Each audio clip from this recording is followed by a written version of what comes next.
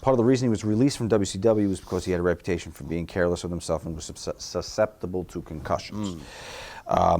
Was he careless and prone to concussions, or was this just a bad rep that... He was prone to concussions, definitely. I mean, I was prone to concussions. I had to be very careful. But because of his carelessness? When we say prone to concussions, because the chances he was taking. I don't know if it was his carelessness, but maybe after you have a certain amount, it's that much easier. And I mean, you do anything to me. I mean, you punch me in the jaw the right way, you knock me out. But I got to a point where I recognized it, and if you watch a lot of my matches, there's a lot of things I won't do. I mean, I'll straight up tell you, I can't. So I learned to protect myself and say, hey, I got a lot of strengths, a lot of weaknesses. Let's exploit the strengths and hide the weaknesses. And I don't think he knew how to express that. What in your arsenal or in your matches could have been eliminated to prevent a lot of the concussions? For me? For you. Just anything like kablam, like that. You know how Bob Holly did that Alabama Slam? Yeah.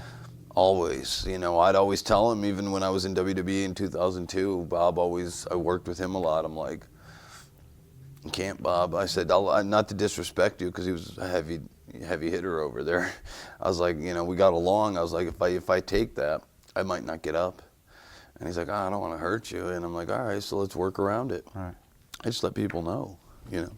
Because I could do a million other things that look probably better than that and make you look better than that. So, excuse me. Concussions in general in sports, NFL, we're hearing a lot about it now too, have kind of come to the forefront and maybe the cause of some other problems that kind of spiral off of that. Working the style you guys were working, is there anything that could have avoided it? I mean, it was a necessary, not a necessary, but no, it was an evil. It was, but evil. and I don't want to say this to ruin the mystique, but I think with time, ECW gets the reputation of being more barbaric than it was. I don't remember being all that hurt. I can guarantee you that WWE works a more physical style today than we did. Really? Yeah. Yeah.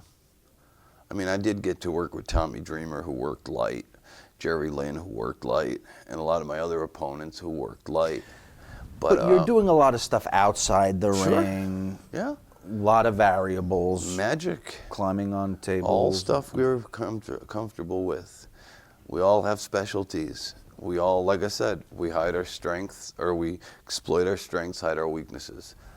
I would go do 5 years of ECW right now the way we did it before than 5 years of WWE right now.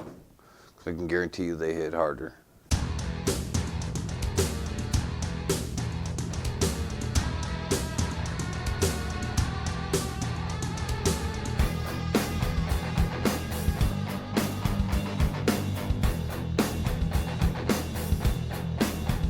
It's just frustrations, you know, just typical frustrations, and Paul handling it.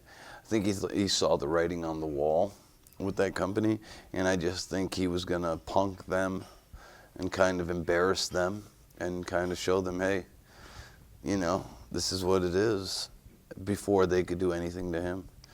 Paint them out to be the bad guy.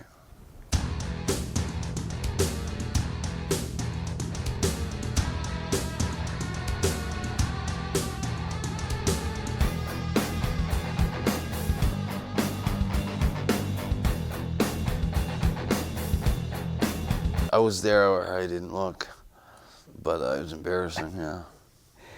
Sandman's in really bad shape. First of all, I mean, I'm sure there's a scale between a guy who's having a good time and can go out and work, and a guy who's having a good time and can't go out and work.